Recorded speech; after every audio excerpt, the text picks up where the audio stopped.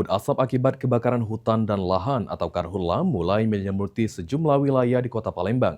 Meski kondisi ini menjadi perhatian karena berpotensi mengganggu kesehatan, aktivitas belajar mengajar di sejumlah sekolah masih berlangsung normal.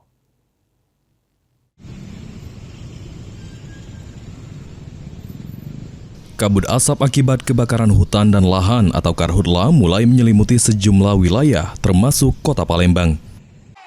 Kondisi ini pun menjadi perhatian khususnya terhadap siswa-siswa yang sedang bersekolah.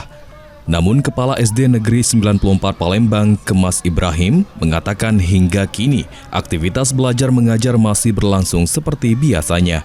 Kegiatan di luar ruangan juga tetap dilakukan karena kabut asap dinilai belum mengganggu aktivitas sekolah. Siswa pun belum diwajibkan menggunakan masker. Kalau memang ada dampaknya misalnya kebetulan kan di sini pembiasaan jam 6.40.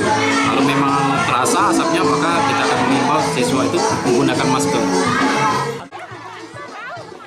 Meski demikian, pihak sekolah akan menghimbau seluruh siswa menggunakan masker apabila kabut asap semakin tebal dan mulai mengganggu aktivitas maupun kesehatan siswa. Ilham Wahyudi, PAL TV.